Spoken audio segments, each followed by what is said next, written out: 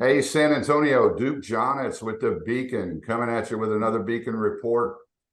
Good morning, good afternoon, good night. Whenever you're watching this, we welcome you to the show. Excited today. We have a repeat guest. And I think one of the reasons is they're making such a difference in our city and accomplishing things after some intentionality, learning about new ways, implementing them in the ministry that are really helping people not just survive poverty, but come out of poverty, right? The story about teach a man, you give a man a fish or teach him to fish. And so we're pleased today to have Marcus Walker with Daily Bread Ministries in studio. We want to thank our sponsor, Randy Oliver at Hollywood Crawford Door. Randy and his team are waiting to help you with any of your garage door needs. You need to know that Randy has a huge heart for our city and is extremely generous in supporting local nonprofit ministries across San Antonio. So Randy, thank you for sponsoring the Beacon Report today. Marcus, welcome. Good morning. How are you? I am good. Thanks for having me. It's good to be back. I know, right? And I think it's important. We get so much information thrown at us on a daily basis. Sure. I can think of several times where I've read something, seen something, and I think, well, I need to remember that. That was kind of important, right? And if I don't see it again, right, within another month or two, it's like gone at Yeah. that point. And so we're happy that we've been able to provide you a series and really provide consistent messaging over time. We want people to know about Daily Bread and how God's using it to really make a difference in our city. Maybe just start with a little bit of the history of Daily Bread. You guys Yeah. are getting older. Yeah, we're getting old. I might be getting old. Daily Bread's just 26 though. So we 26 years that we have been in San Antonio and serving the local church. That's really at the end of the day, we believe the church is the hope of the world. And so what can we do to come alongside the church and help them do the things that God is calling them to do? And that's being out there on the front line for us specifically, churches that are working in some higher poverty stricken areas of town, or the majority of our clientele, I guess you could say, but is who we work with. And so, like I said, 26 years we've done food for all of that. It's really actually where we started was with food ministry and just equipping those churches with food to be able to run food pantries.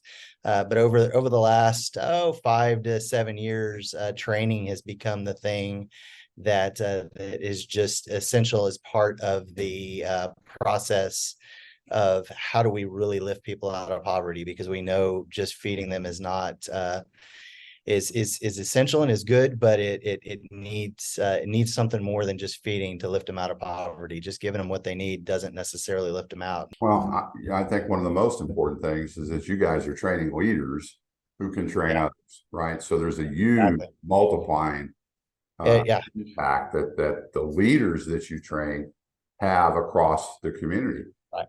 And I get it, right? It's hard for me to try and learn something new and then apply it if my stomach's growling. Sure. So Yeah. I absolutely get the food part. And it's a tremendous need, especially in different parts of our city. But praise God that He has a plan to lift people out of poverty and not He have to does. rely on pantries. How did you? I mean, what was it that enabled you guys? What was there a aha moment where you just went, oh, okay, well, this makes sense. We need to do this. We actually read a book called When Helping Hurts. And the basic premise of the book is that when you habitually do for others what they have the ability to do for themselves, you're not helping them, you're hurting them. Uh, That's the premise of the book. It's not saying that it's bad to help people. It's very biblically based curriculum. But it is saying when you habitually do it for them, what they have the ability to do for themselves. So we're not talking about, hey, the elderly necessarily that are not able to feed themselves. We should be Right. feeding them. Children, we should be taking care of our kids. Those are things that are just kind of no-brainers, things that we saw Jesus doing. But your average person that can go out and get a job, what is it that's, why aren't they?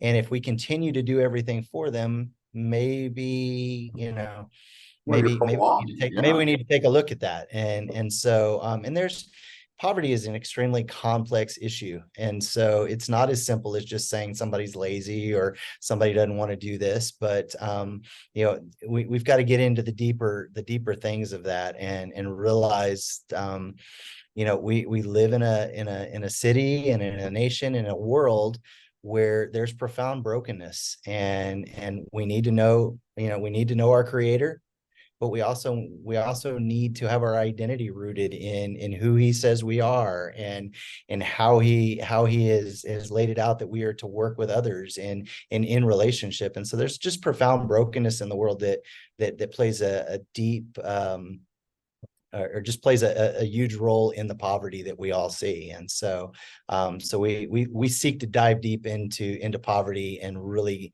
address it from a root, as opposed to maybe just the symptoms that show up, like hunger or lack of jobs and things of that nature. Well, I'm glad you said that poverty is complex, because I think some people who don't, it's just, they don't know enough about what's Sure. going on in poverty to really understand how complicated it is. It's not easy. I mean, No.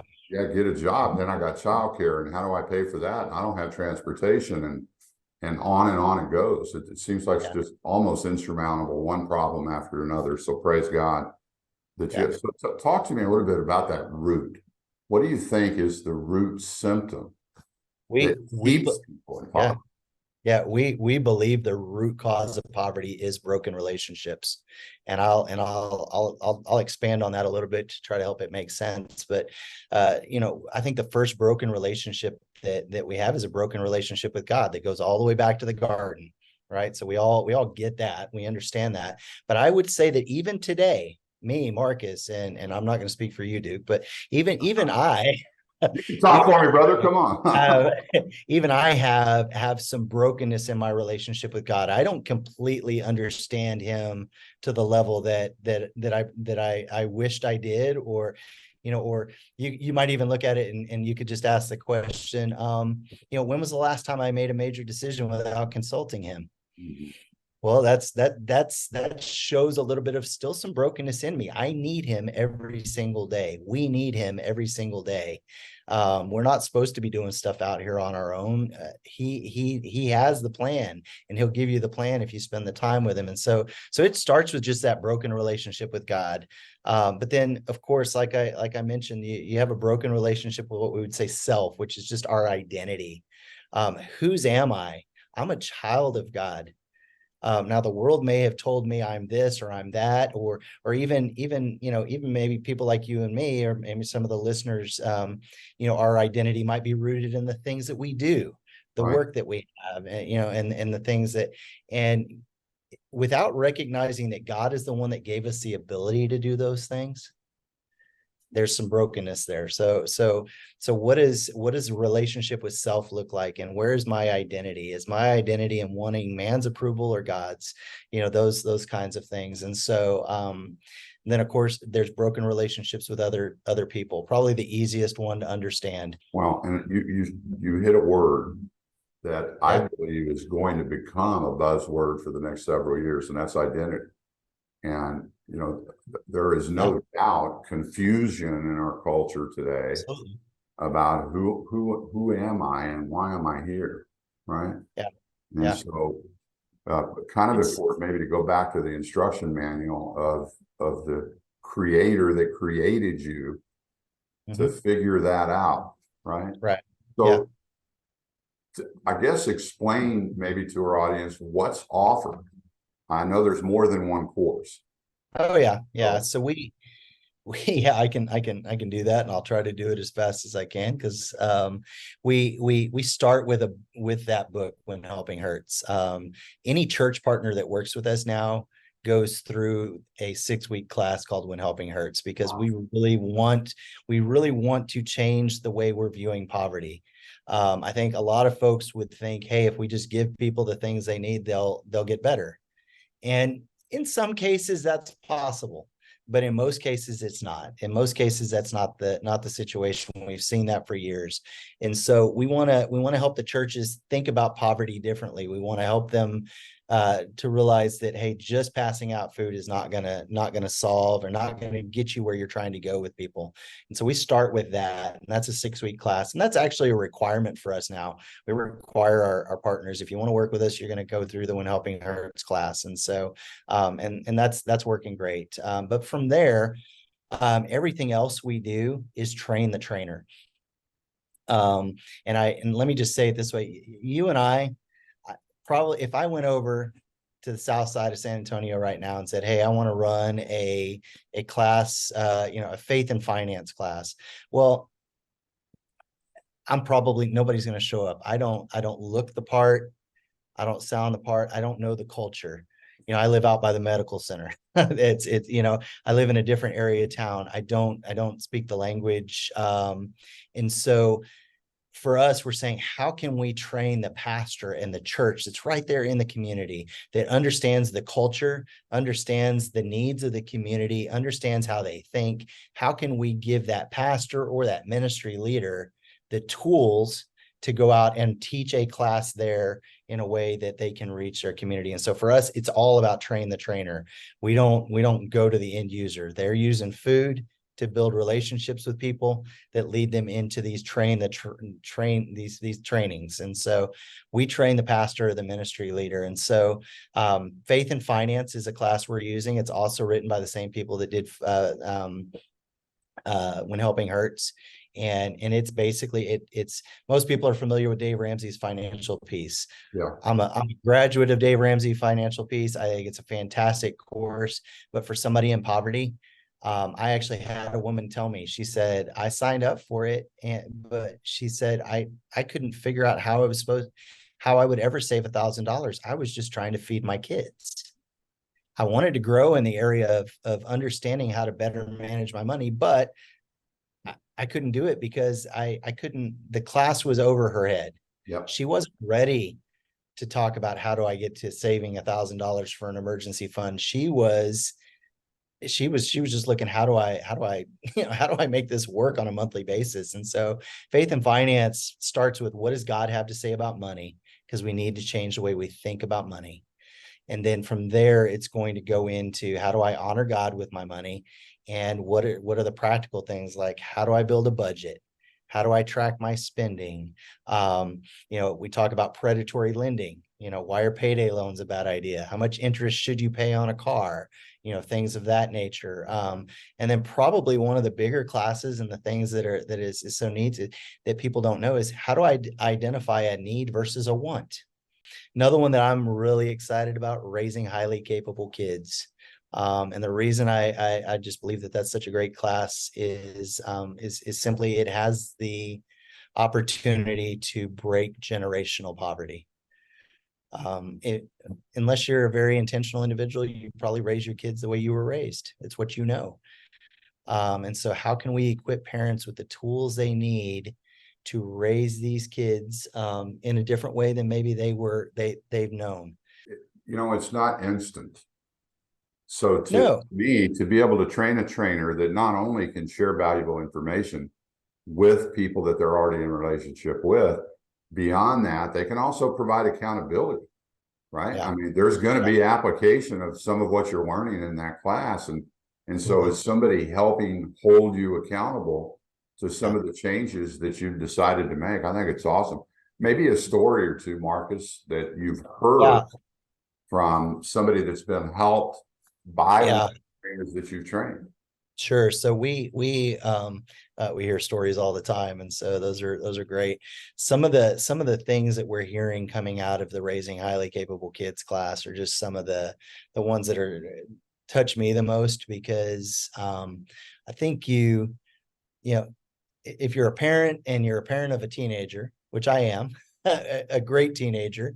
He's a good kid, but so many people struggle when their kids get into their teen years of, just what do I do and how do I do this? And I'm thinking of a just a sweet woman that just her testimony, she just gets up, and her testimony at the end of this 12-week class was, I had a conversation with my daughter.